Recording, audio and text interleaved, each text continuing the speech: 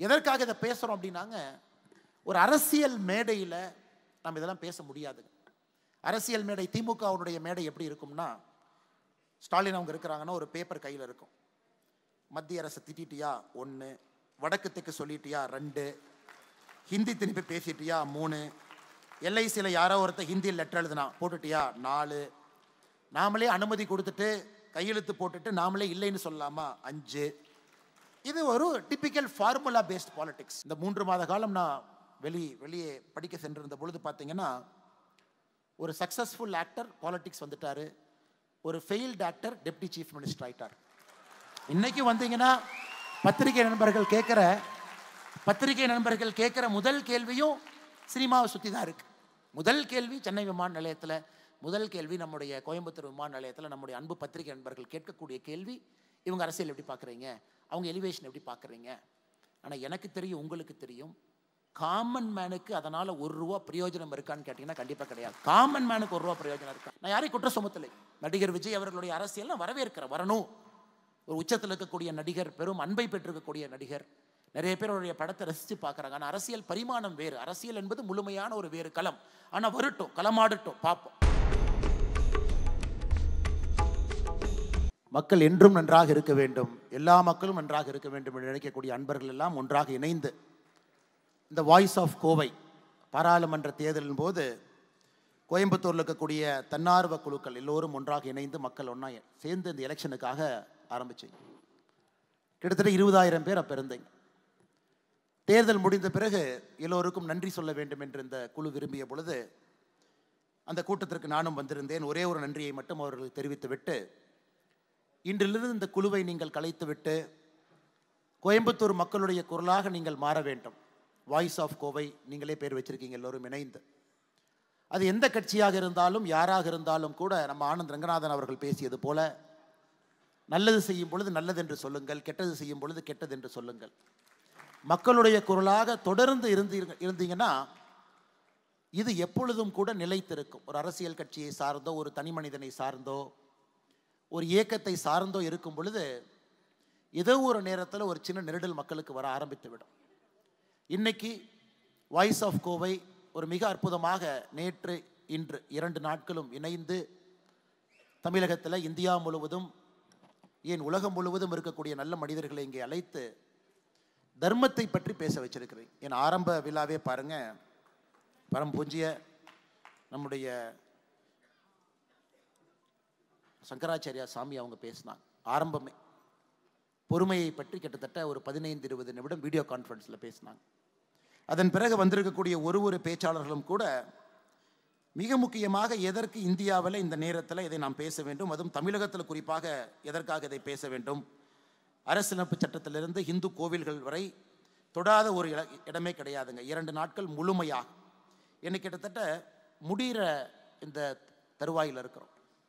எனக்கு முன்பு ஆனந்த் ரங்கநாதன் அவர்கள் பேசும்பொழுது நான் யோசிச்சு, ஐயோ கொஞ்சம் லேட்டாக வந்திருக்கணுமோ அப்படின்னு. நம்ம வந்த பிறகு தான் கொஞ்சம் சூடு பிடிச்சிட்டாரு. பாரதிய ஜனதா கட்சி செய்திருக்கக்கூடிய தவறுகளை கூட அவருடைய பார்வையில் சொல்ல ஆரம்பிச்சிருக்கிறார். ஆனால் நம்ம கொஞ்சம் லேட்டாக வந்திருக்கணுமோன்னு யோசிச்சு. ஒரு விதத்தில் ஆனந்த் ரங்கநாதன் அவர்களுக்கு முழு உரிமை இருக்கிறது, இங்கே இருக்கக்கூடிய எல்லோருக்கும் உரிமை இருக்கு. உங்களுடைய பார்வையில் ஒரு விஷயத்தை யார் தவறாக செய்தாலும் கூட முன்னெடுத்து வைக்க வேண்டியது உங்களுடைய கடமை, எடுத்து வைங்க. காரணம், அரசியல் கட்சிகளும் கூட மக்களுடைய குரலாகத்தான் எப்பொழுதும் இருக்கும். மக்கள் என்ன நினைக்கிறாங்களோ அதை அரசியல் கட்சி ஃபாலோ பண்ணும். மோடி அவர்களை போல சில தலைவர்கள் மட்டும் அதை தாண்டி மக்கள் நினைக்கிறது ஒரு பக்கம், மக்கள் நினைக்காமல் இருக்கும் பொழுது இன்னும் 10 ஆண்டுகள் கழித்து இது அவர்களுக்கு தேவைப்படும் என்று 10 ஆண்டுகள் தொலைநோக்கு பார்வையோடு செய்யக்கூடிய அரசியல்வாதிகள் இந்தியாவில் மிக மிக குறைவு, ரொம்ப குறைவு. அதாவது ரிஃபார்மிஸ்ட்னு சொல்லுவோம், ஸ்டேட்ஸ்மேன் சொல்லுவோம். அவர்களுக்கு 2 வார்த்தைகள் மட்டும் வைத்திருப்போம். ரிஃபார்மிஸ்ட் பொலிட்டீஷியன், ஸ்டேட்ஸ்மேன் பொலிட்டீஷியன் சொல்லுவோம். இந்தியன் பாலிடிக்ஸில் பார்த்தீங்கன்னா விரல் விட்டு எண்ணி விடலாம், விரல் விட்டு ரிஸ்க் எடுப்பாங்க. தேர்தலை பற்றி பெருசாக யோசிக்க மாட்டாங்க. உத்தரப்பிரதேச தேர்தல் நடக்கும் பொழுது டிமானிட்டைசேஷன் கொண்டு வருவாங்க. எலெக்ஷனுக்கும் அதுக்கும் சம்மந்தமே இருக்காது. நாட்டுக்கு அது நல்லது என்று நினைத்தால் நிச்சயமாக செய்யக்கூடிய தலைவர்கள் மிக மிக குறைவு. ஆனால் இது போன்ற ஒரு அமைப்புகள் மூலமாக, தன்னார்வ அமைப்புகள் மூலமாக உங்களுடைய குரலை எல்லாம் நீங்கள் வெளிப்படுத்தும் பொழுது அரசியல் கட்சிகளும் கூட உங்களுடைய குரலை கேட்டு மாறுவதற்கு ஒரு வாய்ப்பு கிடைக்கும். அதனால் எல்லோருக்கும் பேசுவதற்கு உரிமை இருக்குது. அதனால் ஆனந்த் ரங்கநாதன் அவர்கள் பேசியிருக்கக்கூடிய எல்லா கருத்துக்களும் கூட அவர் தொடர்ந்து விவாதத்தில் வைக்கக்கூடிய கருத்துக்கள். அதே போல் சில பேர்த்துடைய பேச்சு என்னால் கேட்க முடியலைங்க, பட் ரொம்ப அற்புதமாக நேற்றிலிருந்து பேசியிருக்கிறாங்க. குறிப்பாக ஆரம்பத்திலிருந்து பேசியிருக்கக்கூடிய ஸ்ருதி அவங்க, விஷாலி செட்டி அவங்க, அனகா ஜெயகோபாலன் அவர்கள், அருமை சகோதரர் அஸ்வத்தாவன் அல்லிமுத்து அவங்க இங்கே இருக்கிறாங்க, அருமை அண்ணன் அர்ஜுன் சம்பத் அவங்க இருக்கிறாங்க, சிவசத்யசீலன் அண்ணா ஐயா இருக்கிறாங்க, நான் பெரிதும் விரும்பக்கூடிய டாக்டர் வெங்கடேஷ் அவங்க இருக்கிறாங்க, சுவாமினி சத்வித்யானந்த சரஸ்வதி அம்மா இங்கே இருக்கிறாங்க, டாக்டர் ஜெயஸ்ரீ சாரநாதன் அவங்க இருக்கிறாங்க, டாக்டர் அலெக்சாண்டர் ஜேக்கப் அவங்க பேசியிருக்காங்க, தர்ம போராளி அண்ணன் ஹெச் ராஜா அவர்கள் பேசியிருக்கின்றார்கள், அண்ணன் ரா அர்ஜுனமூர்த்தி அவங்க பேசியிருக்காங்க, இன்று சஹானா சிங் அவங்க பேசியிருக்கிறாங்க, ஜெரோ மேண்டோ அவர்கள் பேசியிருக்கின்றார்கள், எஸ்டர் தனராஜ் அவங்க பேசியிருக்கிறாங்க, விகாஸ் பாண்டே அவர்கள், டாக்டர் ஆனந்த் ரங்கநாதன் அவர்கள், ராம ஸ்ரீனிவாசன் அவர்கள் எல்லோரும் பேசியிருக்கிறாங்க. முன்னிருக்கையில் இருக்கக்கூடிய நான் சார்ந்திருக்கக்கூடிய கட்சியை சார்ந்த அன்பு தலைவர்கள், தொண்டர்கள், முக்கியஸ்தர்கள் எல்லோரும் இருக்கிறாங்க. மிக முக்கியமாக கோயம்புத்தூரில் இருக்கக்கூடிய முன்னணி தொழிலதிபர்கள் இங்கே இருக்கிறாங்க, கோயம்புத்தூர் மக்கள் நீங்கள் இருக்கிறீங்க. உங்கள் எல்லோருக்கும் மறுபடியும் என்னுடைய பெரிய ஒரு வணக்கத்தை, நன்றிகளை தெரிவித்துக் கொள்கின்றேன். எனக்கு கொடுத்துருக்கக்கூடிய தலைப்பு சர்வதேசத்தில் இருக்கக்கூடிய அரசியல் நிலவரம் என்ன, இந்தியாவில் இன்று நடக்கக்கூடிய அரசியல் என்ன, என்னுடைய பார்வை என்ன.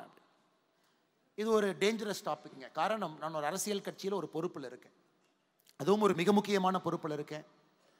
அரசியல் கட்சியினுடைய சித்தாந்தத்தை, கோட்பாடுகளை முழுமையாக ஏற்றுக்கொண்டு இந்த கட்சியில் ஒரு தொண்டனாக இருக்கின்றேன். அப்படி இருக்கும் பொழுது எனக்கு இந்த பொது மேடையில் என்னுடைய தனிப்பார்வையில் எப்படி இருக்கும், எப்படி இருக்குது, எப்படி இருக்க வேண்டும் நீங்கள் நினைக்கிறீங்க அப்படிங்கிற ஒரு தலைப்பு கொடுத்துருக்காங்க. இன்னைக்கு உலகத்தினுடைய அரசியல் பார்வை நமக்கு மிக மிக முக்கியமானது. காரணம், நம்ம எங்கே இருந்தாலும் கூட உலகத்தில் நடக்கக்கூடிய ஏதோ ஒரு விஷயம் நம்மிடம் ஒரு தாக்கத்தை ஏற்படுத்தும்.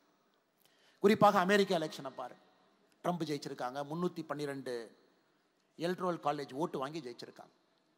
கடந்த ஒரு 10 நாட்களாக அவருடைய சோஷியல் ட்ரூத் சோஷியல் அப்படிங்கிற சமூக வலைதளத்தில் ட்ரம்ப் அவங்க நிறைய விஷயங்கள் பேசுகிறாங்க. நேற்று சொல்லியிருக்காங்க, ஜனவரி 25ஆம் தேதி பதவியேற்ற உடனே இந்தியா உட்பட பிரிக்ஸ் நாடுகளிலிருந்து வரக்கூடிய பொருட்களுக்கெல்லாம் நான் வரி விதிக்க போகிறேன், பிரிக்ஸ் கண்ட்ரியோட பொருட்களுக்கு வரி விதிக்க போகிறேன் நேற்று முந்தா சொல்லியிருக்காங்க.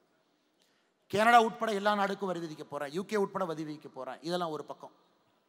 இன்னொரு பக்கம் பார்த்தீங்கன்னா, அரசு இயந்திரத்தையும் நான் குறைக்க போகிறேன், எத்தனை பேர் அமெரிக்கன் கவர்மெண்ட்டில் வேலை பார்க்குறாங்க டவுன் சைஸ் பண்ண போகிறோம். இது ஒரு பக்கம்.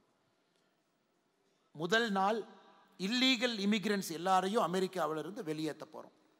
கிட்டத்தட்ட பார்த்தீங்கன்னா 12 மில்லியன், 1,20,00,000 பேர் இல்லீகல் மைக்ரேஷன் அமெரிக்காவில் இல்லீகல் இமிகிரன்ஸாக இருக்கிறாங்க. 12 மில்லியன், 1.2 crore முதல் நாள் அத்தனை பேர் அனுப்ப போகிறேன். இது அரசியல் ஒரு பக்கம். இன்னொரு பக்கம் அரசியல், இங்கிலாந்தில் சமீபத்தில் லேபர் பார்ட்டி ஜெயிச்சு அவங்க வந்து அரசியல் உட்கார்ந்துருக்காங்க. அவர்கள் வந்த பிறகு குறிப்பாக நம்ம இந்தியாவிலிருந்து செல்லக்கூடிய எத்தனையோ பேர் இன்றைக்கி இங்கிலாந்துக்கு போகிறாங்க. ஒரு வருஷத்துக்கு 3 லட்சம் பேர் போகிறாங்க, படிக்கிறதுக்கு உட்பட, வேலை பாய்ப்பதற்கு உட்பட, அங்கே சென்று பெர்மனண்ட்டாக இருக்கலாங்கிற வேறு வேறு கோணத்தில். அவர்களுடைய விசா ப்ராசஸ்லேருந்து எல்லாம் ஒரு விஷயம் அங்கே பாதிப்பு இருக்குது. அதே மாதிரி கடந்த 2 ஆண்டுகளாக இந்தியாவிலிருந்து வெளியே படிக்கக்கூடிய மாணவர்கள், அமெரிக்காவில் நம்ம தான் நம்பர் 1ங்க, சைனா ஓவர்டேக் பண்ணிட்டோம். இன்னைக்கு சைனா நம்பர் 2 கண்ட்ரி. இந்தியாவிலிருந்து அதிகப்படியான ஸ்டூடெண்ட்ஸ் இன்னைக்கு அமெரிக்கா போகிறாங்க. We are number 1 country in US students போகிறது. யூகேல கடந்த 3 வருஷமாக நாம தான் நம்பர் 1. அதிகமான மாணவர்கள், வெளிநாட்டு மாணவர்கள் யுனைடெட் கிங்டமில் படிக்கிறாங்கன்னா India is number 1. Again China overtake பண்ணி 3 வருஷம் ஆகுது. Australia we are number 1. உலகத்தில் இருக்கக்கூடிய பெரும் நாடுகளில் எங்கே பார்த்தாலும் இன்னைக்கு இந்திய மாணவர்கள் எங்கே வேணாலும் பாரு. யுனைடெட் கிங்டம் மாதிரி ஒரு சின்ன நாட்டில் 8 மில்லியன் 80 மில்லியன் 8 கோடி பேர் இருக்காங்க. ஒரு வருஷத்துக்கு 3 லட்சம் மாணவர்கள் உள்ளே போகிறாங்கன்னா யோசிச்சு பாருங்க. ஒரு காஃபி கடைக்கு போங்க, அங்கே நம்முடைய மாணவர் ஒருத்தர் இருக்கார், பார்ட் டைம் வேலை பார்க்குறாரு. ஒரு ஷூ கடைக்கு போங்க, நம்முடைய பார்ட்னர் நம்முடைய பார்ட் டைம் மாணவர் ஒருத்தர் வேலை பார்க்குறாரு. நீங்கள் நம்ப மாட்டீங்க, ஒரு போன வாரம் ஒரு ஜூக்கு போயிருந்தேன். ஜூவில் பெண்குயினுக்கு ஒரு ஃபிஷ் கொடுத்துக்கிட்டு இருந்தார் ஒரு தம்பி, இந்தியன் தம்பி. நான் கூப்பிட்டு கேட்டேன், என்ன பண்ணீங்கன்னா, பார்ட் டைம் ஒர்க், நான் காலேஜில் படிச்சுட்டு இருக்கேன், பெண்குயினுக்கு ஃபீடு பண்ணுறது ஒரு பார்ட் டைம் ஒர்க்கு இங்கே இருக்கேன். ஜூவில் பெண்குயினில் ஃபீடு பண்ணுறதுல ஆரம்பித்து எல்லா இடத்திலும் கூட நம்முடைய மாணவர்கள் படிக்கும் பொழுது ஒரு பார்ட் டைம் வேலை அலோவ் பண்ணுறாங்க. அமெரிக்காவில் நடக்குது, இங்கிலாந்து நடக்குது. ஸோ இது இந்தியாவுக்கு மிக மிக புதிது. இத்தனை காலமாக லட்சக்கணக்கான நம்முடைய மாணவர்கள் ஒரு வளர்ந்த நாடில் நம்முடைய அம்பாசிடர்ஸாக, நம்முடைய தூதுவர்களாக, நம்முடைய கலாச்சார தூதுவர்களாக, இந்தியா நாடுன்னு என்னன்னே தெரியாதுங்க. ஒரு வெள்ளைக்காரங்க நம்முடைய மாணவர்களை பார்க்கும் பொழுது, ஓ இப்படி தான் இந்திய நாடு இருக்குமா அப்படிங்கிற ஒரு எண்ணத்தை ஏற்படுத்தக்கூடிய மிக முக்கியமான பணியில் நம்முடைய மாணவர்கள் இருக்கிறாங்க. எந்த அளவுக்கு நம்ம கவனம் கொடுக்குறோம், அந்த அரசியலில் ஒரு பெரிய தாக்கத்தை ஏற்படுத்துகிறாங்க. யுனைடெட் கிங்டம் உட்பட அமெரிக்காவில் எத்தனையோ உள்ளாட்சி தேர்தலில் தமிழகத்தை சார்ந்தவர்கள் வெற்றி பெறாங்க. டெபுட்டி மேயரா உள்ளாட்சி பிரதிநிதிகளை வெற்றி பெறாங்க. இது உலகம் முழுவதும் எல்லா இடத்துலையும் நடக்குது. ஏன் போன ஆண்டு record year 2023 highest number of Indians, rich Indians வேறொரு நாட்டில் குடியுரிமை வாங்கி செட்டில் ஆயிருக்கிறாங்க. ரெண்டு பக்கம் நடக்குது. வெளிநாட்டுக்காரங்க இந்தியாவுக்கு வர்றாங்க, வேலை பார்க்குறவங்க, அங்கே தங்கி இருந்தவங்க. இந்தியாவிலிருந்து எத்தனையோ பேர் இன்னொரு நாட்டில் சிட்டிசன்ஷிப் எடுக்கிறாங்க. இந்த சர்வதேச ஒரு அரசியலில், சர்வதேச சூழலில் இன்னைக்கு 2024 நாம் பார்த்து கொண்டிருக்கின்றோம். எப்படி நடக்குது? ட்ரம்ப் அவர்கள் செய்யக்கூடிய ஒரு சின்ன ஒரு டாரிஃப் ரேட் போடுறாரு. நமக்கு எப்படி பாதிக்கும்? கோயம்புத்தூர் இருக்கக்கூடிய எஸ்எம்இக்கு அது எப்படி பாதிக்கும்? சென்னையில் இருக்கக்கூடிய எஸ்எம்இக்கு எப்படி பாதிக்கும்? இன்னைக்கு மேலை நாடுகள் எல்லோரும் கலாச்சாரத்தை முன்னிறுத்தி அரசியல் செஞ்சுட்டு இருக்காங்க. ட்ரம்ப் பொறுத்த வரைக்கும் அமெரிக்கா ஃபர்ஸ்ட் அப்படின்னு ஆரம்பிச்சிட்டார். அமெரிக்காவுக்கு தான் அமெரிக்காவில் முதல் உரிமை, வேறு யாருக்கும் கிடையாது. அதனால அமெரிக்கா பார்த்தீங்கன்னா அமெரிக்கா ஃபர்ஸ்ட்னே சொல்ல மாட்டாங்க. இமிகிரன்ஸ் வச்சு வளர்ந்த ஒரு நாடு. இன்னைக்கு ட்ரம்ப் ஒரு ஸ்ட்ராங் நேஷனலிஸ்ட் பாலிடிக்ஸ் கொண்டு வந்திருக்காங்க. ஜெர்மனியில் நடக்குது, இத்தாலியில் நடக்குது. உலகத்தினுடைய பெரிய நாடுகள் எல்லாம் இன்னைக்கு ஒரு இன்வர்ட் லுக்கிங்க, அந்த நாடு நன்றாக இருக்க வேண்டும், முதல் உரிமை எங்க மக்களுக்கு அப்படிங்கிற ஒரு அரசியலை கையில் எடுக்க ஆரம்பிச்சிருக்கிறாங்க. இதுவும் நமக்கு எப்படிப்பட்ட தாக்கத்தை ஏற்படுத்தும்? இது ஒரு சூழல். இரண்டாவது, இந்தியாவை பொறுத்தவரை நடக்கக்கூடிய அரசியல் ஒரு combination of politics. Anand Ranganathan அவங்க சொன்னாங்க, பாலிடிக்ஸ் ஆஃப் பெர்ஃபார்மன்ஸ். மோடி அவர்கள் உதாரணம். வேலை செய்கிறாரு, ஹரியானாவில் ஜெயிக்கிறாங்க. வேலை செய்கிறாரு, மகாராஷ்டிராவில் ஜெயிக்கிறாங்க. வேலை செய்கிறாரு, தொடர்ந்து ஜெயிச்சுக்கிட்டே இருக்காரு. இது ஜனநாயகத்தில் நாம் இத்தனை வெற்றியை பெற்ற ஒரு தலைவரை நாம் பார்த்தது கிடையாது. ஏன்னா மக்களுக்கே ஒரு லெவலுக்கு மேலே போர் அடிக்கும். தொடர்ந்து 2வது முறை, 3வது முறை, 4வது முறை, குஜராத் மாதிரி 5 முறை இந்த மாதிரிலாம் ஜெயிக்கிறதுலாம் வாய்ப்பே கிடையாது. அதுவும் ஜனநாயகத்தில் தொடர்ந்து பாலிடிக்ஸ் ஆஃப் பெர்ஃபார்மன்ஸில் ஜெயிக்க முடியும்னு காட்டக்கூடிய தலைவர் ஒரு பக்கம். அது ஒரு அரசியல் நடக்குது. இன்னொரு பக்கம் பாலிடிக்ஸ் ஆஃப் அப்பீஸ்மெண்ட், அப்பீஸ் பண்ணி ஜெயிக்க முடியும் அப்படின்னு காட்டக்கூடிய கட்சிகள் ஒரு பக்கம். பாலிடிக்ஸ் ஆஃப் நெப்போட்டிசம், குடும்ப அரசியலை வைத்துக்கொண்டு நாங்களும் ஜெயிப்போம் அப்படின்னு காட்டக்கூடிய அரசியல் ஒரு பக்கம். பாலிடிக்ஸ் ஆஃப் அண்டர் பெர்ஃபார்மன்ஸ், வேலையே செய்யாம எலெக்ஷன் அப்ப பணம் கொடுத்து ஜெயிக்க முடியும்னு காட்டக்கூடிய அரசியல் ஒரு பக்கம். இந்த 4ம் கூட நம் கண் முன்னாடி இருக்கக்கூடிய அரசியல். ஒருத்தவங்க ஜெயிக்கிறாங்க, நம்ம மேடையிலிருந்து கிரிட்டிசைஸ் பண்ணா கூட ஒரு கட்சி, ஒரு ஆட்சி, இந்த 4ல் ஏதோ ஒரு துருப்புச்சீட்டை கையில் எடுக்கிறாங்க, அதை மக்கள் மன்றத்தில் வைக்கிறாங்க, அதை சரியான ஒரு கேம்பெயினிங் ஸ்ட்ராட்டஜியை கொண்டு போறாங்க, ஜெயிக்கிறாங்க. ஆனால் இதில் மிக மிக முக்கியமானது, இதில் எது நல்லது? இன்னைக்கு ஆனந்த் ரங்கநாதன் அவர்கள் அந்த பாயிண்ட் லைட்டாக தொட்டாங்க. எது நல்லது? இன்னைக்கு பாரதிய ஜனதா கட்சியை பொறுத்தவரை 2020ஆம் ஆண்டு அக்டோபர் மாதத்திலிருந்து அசாம் மாநிலத்தில் 37 லட்சம் தாய்மார்களுக்கு மாசத்துக்கு 830 ரூபா நம்முடைய பிஜேபி கவர்மெண்ட் கொடுக்குறாங்க. 2020 அக்டோபர்ல இருந்து for 37 lakh women and sisters 830 rupees per month. திமுக எப்போ கொடுக்க ஆரம்பிக்கிறாங்களோ அவர்களுக்கு முன்பதாக இருந்து அசாம்.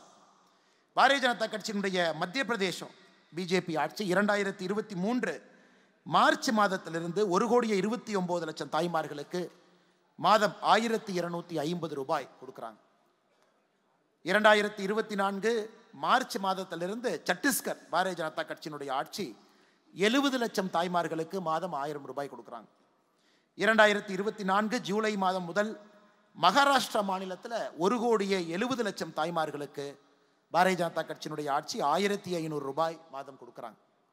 ஒரிசாவில் 2024 செப்டம்பர் மாதத்திலிருந்து பாரதிய ஜனதா கட்சியினுடைய ஆட்சி 80 லட்சம் தாய்மார்களுக்கு வருடத்திற்கு 10,000 ரூபாய் அவங்களுக்கு கேஷ் டிரான்ஸ்ஃபர் நடக்குது. ஒரு பக்கம் இப்போ ஆனந்த் ரங்கநாதன் அவங்க சொன்னாங்க, ஒரு சின்ன ஒரு பாலிடிக்ஸில் ஒரு ஃபைன் லைன் வரணும். ஃப்ரீபி எங்கே இருக்குது, வெல்ஃபேரிசம் எங்கே இருக்குது?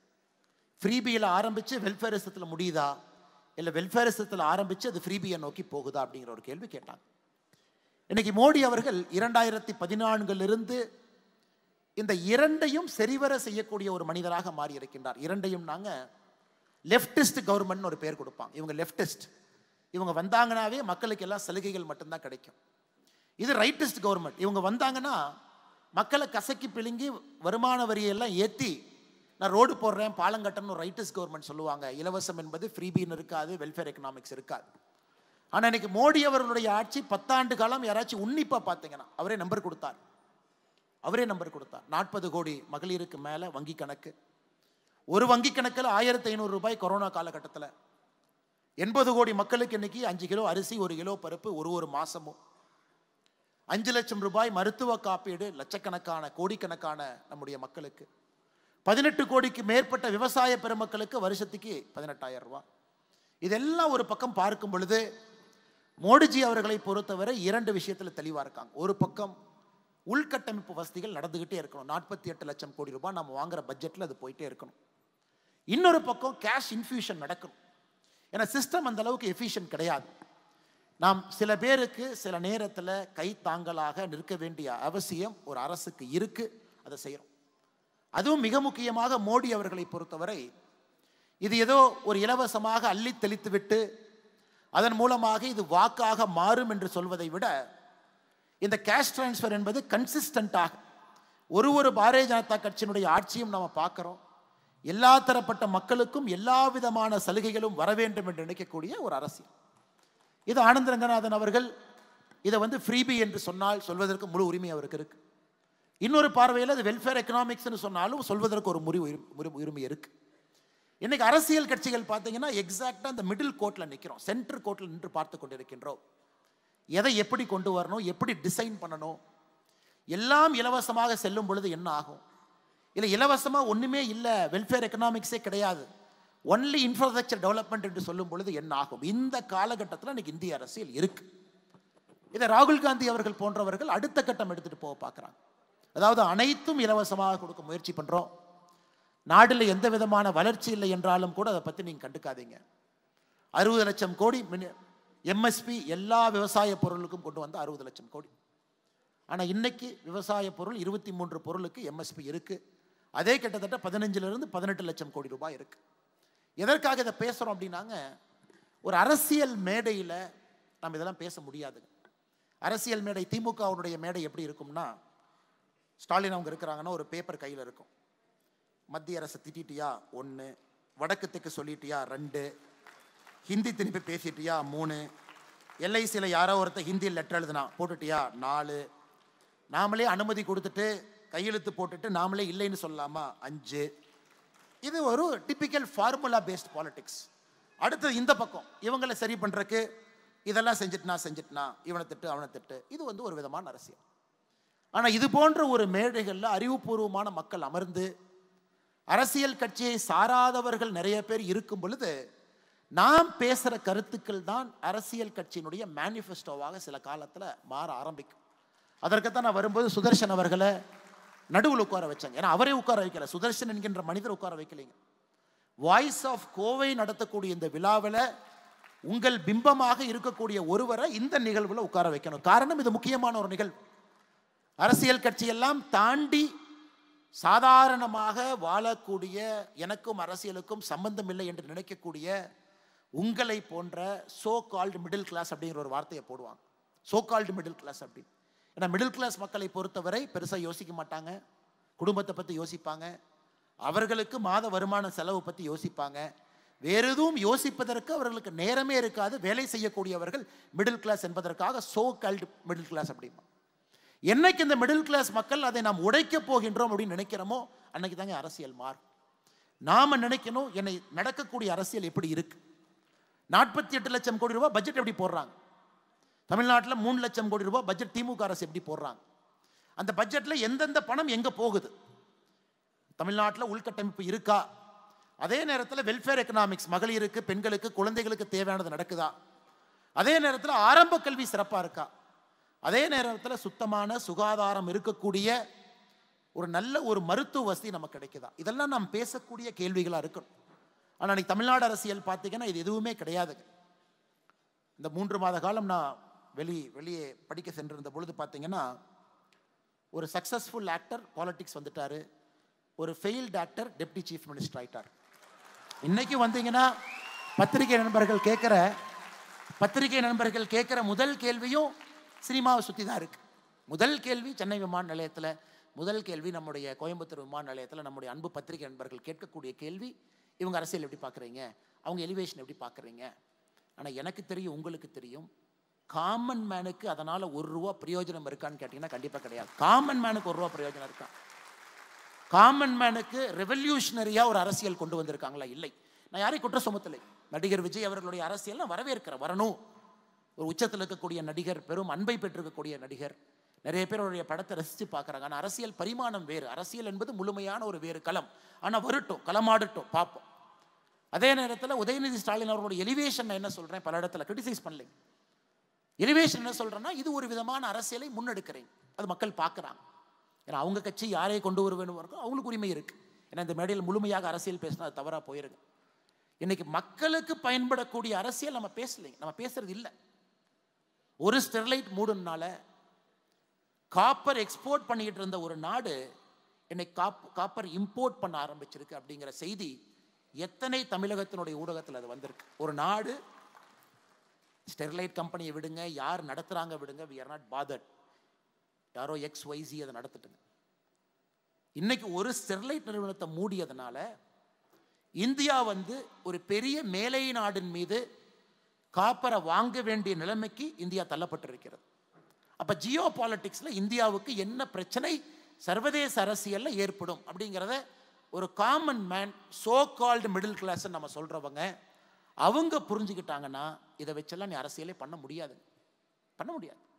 இன்றைக்கும் பார்த்தீங்கன்னா ரோடு போட்டால் எதிர்ப்பு, இது போட்டால் எதிர்ப்பு, அது போட்டால் எதிர்ப்பு, இப்படி தான் போகுதோ தவிர அது ஆக்கப்பூர்வமான முறையில் மக்கள் முன்னாடி வச்சு இதில் 10 சரி இருக்குது, 5 தப்பு இருக்குது, உங்களுக்கு வேணுமா அப்படின்னு கேட்குற அரசியல் நம்மகிட்ட இல்லைங்க.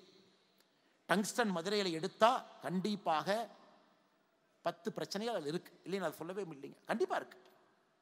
மக்கள் வெளியே போகணும், அந்த 20 ஸ்கொயர் கிலோமீட்டருக்குள் நீங்கள் டங்ஸ்டன் எடுக்கணும், அது ஒரு முக்கியமான ஒரு மெட்டீரியல் நமக்கு வேணும். கண்டிப்பாக அதில் நல்லதும் இருக்குது. ஏன்னா நம்ம யாரு மேலே டிபெண்ட் ஆகாமல் இருக்கும். இதை பக்குவமாக எடுத்து செல்லக்கூடிய அரசியல்வாதிகள் இன்னைக்கு கிடையாது. நல்லது இருக்குது, கெட்டது இருக்குது, மக்கள் நீங்கள் முடிவு பண்ணுங்க. கிராமத்தில் ஒரு கமிட்டி போட்டு முறைப்படி எடுத்து சொல்லுங்க. அதன் பிறகு கிராம சபையை கூட்டுங்க. அதில் வேலை வாய்ப்பு இத்தனை பேத்துக்கு வருது, இதில் பிரச்சனையானாலும் இத்தனை பேத்துக்கு வேலை வாய்ப்பு கிடைக்குது.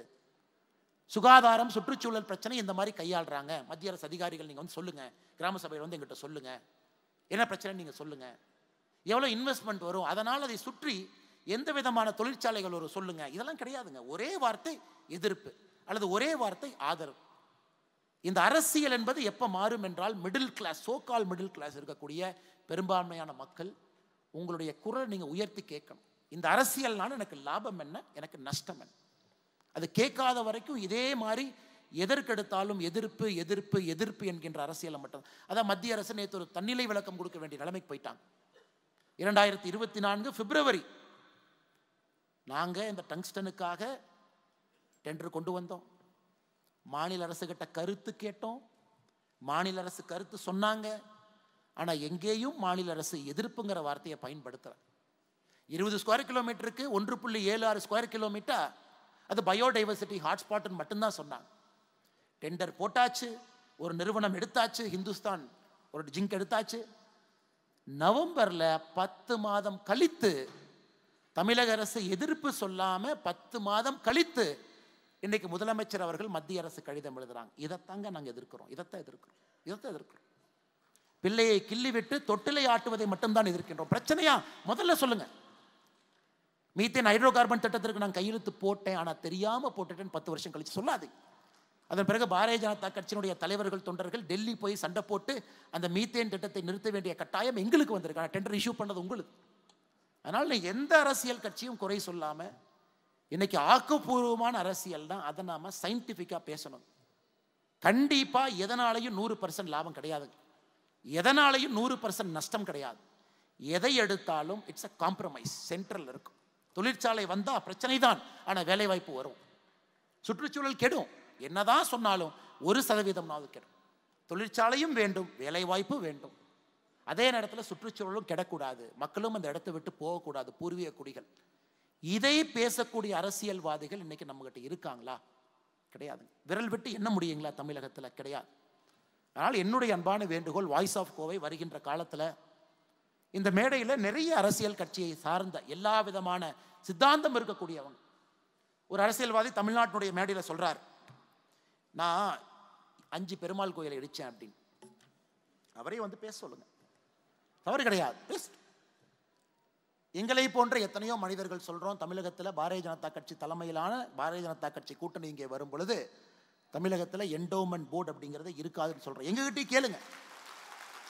அப்ப என்டோமெண்ட் போர்டு இல்லை, ஹெச்ஆர்என்சி சட்டம் இருக்காதுன்னா என்ன செய்ய போறீங்கன்னு கேளுங்க, பதில் சொல்ல வேண்டியது எங்களுடைய கடமை. பிளான் இருக்கா உங்ககிட்ட? இல்லை சும்மா உங்க பாட்டுக்கு வாய்க்கு வந்ததெல்லாம் பேசிட்டு ஹெச்ஆர்என்சி ஆக்ட் இருக்காது, என்டோமெண்ட் போர்டு இருக்காதுன்னா அதை யார் நிர்வகிப்பாங்க? அவங்களே உட்கார வச்சு கேளுங்க.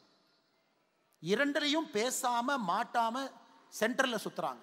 இன்னைக்கு பார்த்தீங்கன்னா புது அரசியல் என்ன, கிச்சடி பாலிடிக்ஸ். இந்த வடிவேலு சொல்ற மாதிரி தென்னை மரத்தில் ஒரு குத்து, பனை மரத்தில் ஒரு குத்து, இந்த சித்தாந்தத்தில் கொஞ்சம், அந்த சித்தாந்தத்தில் கொஞ்சம், இந்த தலைவர் ஃபோட்டோ இங்கே போடு, இந்த தலைவர் ஃபோட்டோ இங்கே போடு, மொத்தமாக 10 தலைவர் ஃபோட்டோ போட்டால் யார் நம்மளை கிரிட்டிசைஸே பண்ண மாட்டாங்கிற அரசியல் கட்சிகளும் இங்கே வந்திருக்கு. அவங்களையும் கூப்பிட்டு கேளுங்க. அது எப்படிங்க ரச சாதத்தையும் தயிர் சாதத்தையும் சாம்பார் சாதத்தையும் கலந்து வச்சுட்டு இது புது ஐட்டம்னா எப்படிங்க சாப்பிடுவாங்க? ரச சாதம் சொல்லுங்க, சாம்பார் சாதம் சொல்லுங்க, தயிர் சாதம் சொல்லுங்க, மூன்றுக்கு வேணாம், மூணையும் சேர்த்து மக்கள் சாப்பிடுவாங்கன்னா சாப்பிட மாட்டாங்க. அந்த அரசியல் உலகத்தில் எங்கேயும் ஜெயிச்சது கிடையாது. அதனால் எல்லோரும் வர வேண்டும். அடுத்த ஆண்டு வாய்ஸ் ஆஃப் கோவை இது நடத்தும் பொழுது நிச்சயமாக வேறு வேறு சித்தாந்தம் இருக்கக்கூடிய அரசியல் கட்சிகள் தலைவர்கள் எல்லோரும் ஒரு மேடையில் vision for Tamil Nadu, vision for Coimbatore, நீங்க என்ன கொண்டு வருவீங்க? எதிர்ப்பு எதிர்ப்பு எதிர்ப்புன்னு சொல்லி என்னாச்சுங்க? இந்தியாவில் வெட் கிரைண்டரில் தலை சிறந்த நகரமாக இருந்த கோயம்புத்தூர் இன்னைக்கு வெட் கிரைண்டர் நகரமாக அகமதாபாத் மாறி இருக்கு. எத்தனை பேர் இதை புள்ளி விவரத்தை பார்க்குறீங்கன்னு தெரியல. அகமதாபாத் மேனுஃபேக்சர்ஸ் மோர் வெட் கிரைண்டர்ஸ் தென் கோயம்புத்தூர். கேள்வி கேளுங்க அரசியல்வாதி கிட்ட, பவரில் இருக்கிறவங்க, பவரில் இல்லாதவங்க, பவருக்கு வரணும்னு நினைக்கிறவங்ககிட்ட கேளுங்க, எங்க கோட்டை விட்டோம், ஏன் கோட்டை விட்டோம், எதற்காக குஜராத் கோயம்புத்தூருடைய வெட் கிரைண்டர் இடத்தை எதற்காக எடுத்திருக்கு, எந்த பாலிசியில் தப்பு பண்ணோம்? வெட் கிரைண்டருக்கு வரக்கூடிய கல் எடுக்கக்கூடாது, அங்கே திருப்பூர் பக்கத்தில் அதுக்கு ஒரு சட்டம் போடுவோம், கல் எடுக்க முடியாது, வெட் கிரைண்டர் எப்படிங்க செய்யறது? அதற்கு மாநில அரசே கோர்ட்டில் ஒரு பக்கமாக நிற்பாங்க. அதனால் நான் ரொம்ப டீட்டெயிலாக போக விரும்பலைங்க. கோயம்புத்தூருடைய வளர்ச்சி எதிர்பார்க்கும் அளவுக்கு இருக்கா? நிச்சயமாக கிடையாது, நிச்சயமாக கிடையாது. இந்த ஊரினுடைய எஜுகேஷன் பொட்டன்ஷியலுங்க, இந்த ஊரினுடைய எஜுகேஷன் பொட்டன்ஷியல், இந்த ஊரில் இருக்கக்கூடிய இன்ஜினியரிங் காலேஜஸ், இந்த ஊரில் இருக்கக்கூடிய ஆர்ட்ஸ் காலேஜஸ், கோயம்புத்தூரில் இருக்கக்கூடிய ஈகோ சிஸ்டம், அந்த ஈகோ சிஸ்டத்திற்கு கோயம்புத்தூர் உண்மையாலும் அந்த அளவுக்கு வளர்ந்துருக்கான்னு கேட்டிங்கன்னா சின்ன குழந்தையும் கூட சொல்லும் வளரவில்லை. ஏன் வளரல? ஒரு ஏர்போர்ட்டினுடைய ஒரு நிலத்தை கொடுப்பதற்கு எதற்கு இத்தனை தாமதம் கேளுங்க. ஆட்சிக்கு வரும்பொழுது 73 விமான நிலையம், இன்னைக்கு 151 கட்டியாச்சு, 151 கட்டியாச்சு. கோயம்புத்தூர் நிலம் இப்ப வந்திருக்கு. ஏன் இவ்வளவு டிலே? இன்னைக்கு எல்லா இடத்துலையும் மாடல் ரயில்வே ஸ்டேஷன் கட்டுறாங்க. கோயம்புத்தூருக்கு அந்த அறிவிப்பு வர இருக்கிறது. மாடல் ரயில்வே ஸ்டேஷனுக்குள்ள போயிட்டீங்கன்னா அங்கேயே 5 ஸ்டார் ஹோட்டல் இருக்கும், அங்கேயே நீங்கள் ரூம் இருக்கலாம், அங்கேயே நீங்கள் மீட்டிங் போட்டுக்கலாம், அங்கேயே ஷாப்பிங் காம்ப்ளெக்ஸ் இருக்கும், ட்ரெயின் எல்லாம் ஒரே டெர்மினலில் வந்து வெளியே போகும். இன்னைக்கு கோயம்புத்தூருக்கு இவ்வளவு தாமதமாக வருவதற்கான காரணம் என்ன? இதெல்லாம் வாய்ஸ் ஆஃப் கோவையினுடைய ஒரு வாதமாக இருக்க வேண்டும் என்பது என்னுடைய அன்பான வேண்டுகோள். காரணம், சம்பந்தப்பட்டவங்க இது போன்ற மேடையில் வந்து பதில் சொல்லும். செஞ்ச நன்மைகள் என்ன, செஞ்ச தீமைகள் அப்படின்னா பாலிடிக்ஸ் ஒரு அக்கௌண்டபிலிட்டி வருங்க. இல்லாட்டி இந்த ஜாதி இந்த கூட்டணி வச்சிருந்தா இப்படி ஓட்டு, இந்த ஜாதி இப்படி ஓட்டு போடுவாங்க, அந்த அரசியலுக்குள்ள நம்ம போக ஆரம்பிச்சோம் அப்படின்னாங்க பெர்ஃபார்மன்ஸ் பேஸ்ட் பாலிடிக்ஸ் அது கிடையாது. அது அப்படியே போயிட்டே இருக்கு. கோயம்புத்தூர் போன்ற வளர வேண்டிய நகரங்கள் இன்னும் பின்தங்க ஆரம்பிக்கும். அதனால் வருகின்ற காலத்தில் நிச்சயமாக நீங்கள் இதை செய்ய வேண்டும் என்கின்ற அன்பான வேண்டுகோளை இந்த நேரத்தில் உங்கள் முன்னால் வைப்பது என்னுடைய கடமையாக கருதுகின்றேன். சமீபத்தில்ங்க நானும் ஒரு பல்கலைக்கழகத்துக்கு சென்று படிச்சுட்டு வந்தேன். நிறைய பேர் கேட்டாங்க, படிக்கிறதுக்கு போகணுமா, அரசியல்வாதியாக இருந்து படிக்க போகணுமா? எல்லாரும் படித்தாங்களா? அரசியல் தலைவர்கள்லாம் படித்தாங்களா? இல்லை தமிழகத்தில் இருக்கக்கூடிய பெரும் மேதை கர்ம வீரர் காமராஜர் ஐயா படித்தாங்களா? ஒரு எதிர்க்கட்சி நண்பர் என்கிட்ட குற்றச்சாட்டு வச்சார் பத்திரிகை மூலமாக. நான் சொன்னேன், அண்ணா நான் காமராஜர் ஐயா இல்லைங்கன்னா ஒரு கால் செருப்பில் இருக்கக்கூடிய அழுக்குக்கு பக்கத்தில் இருக்கக்கூடிய ஒரு ஆள் நான். அதனால் அவர் படிக்காமல் இருந்திருக்கலாம், பட் நான் போய் படிச்சுட்டு வர்றேங்க ஐயான்னு. சமீபத்தில் அங்கே இருக்கும் பொழுது ஒன்றை பார்த்தங்க. ஒரு பேப்பர், ஒரு ஆட்.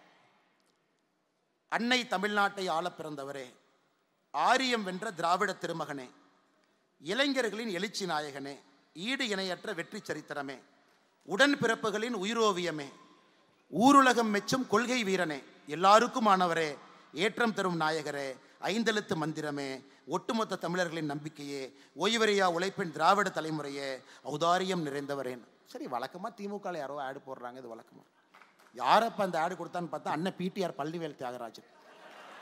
அப்புறம் நான் கேட்டேன், இதுக்கு தான் அமெரிக்காவில் படிக்க போனீங்களான்னு. இன்னைக்கு என்ன ஆயிருக்குனாங்க, சில அரசியல் அறிவாளிகளை கூட அடிமைவாதிகளாக மாற்றக்கூடிய அரசியல் இருக்கும்போது, நல்லா நான் வச்சுக்கணும், அறிவாளிகள் கூட அடிமையாக இருந்தால் மட்டும்தான் இங்கே அரசியல் செய்ய முடியும் என்கின்ற நிலைமை இன்னைக்கு தமிழ்நாட்டில் வந்துருச்சு. அண்ணன் பிடிஆர் அவர்கள் நான் குறைய சொல்லிங்க, மெத்த படித்தவர், பெரும் நிறுவனத்தில் பணி செஞ்சவர், கண்டிப்பாக தமிழகத்தினுடைய ஃபினான்ஸ் மினிஸ்டராக இருந்தாங்க, ஐடி மினிஸ்டராக இருந்தாங்க, எந்த குறையும் சொல்லிங்க. எக்ஸ்ட்ரீம்லி ஒரு காம்பிட்டன்ட் ஒரு ஹியூமன் பீயிங், அச்சீவ்மெண்ட் நிறையா இருக்குது, குடும்பம் அது போன்ற, அப்பா அந்த மாதிரி. இன்னைக்கு உண்மையை சொல்ல வேண்டும் என்றால் பிடிஆர் பழனிவேல் தியாகராஜன் அவர்கள் சொந்த தொகுதியில் பணம் கொடுக்காம ஜெயிக்கிறார். அது உண்மை, அது பாராட், அவரை பாராட்.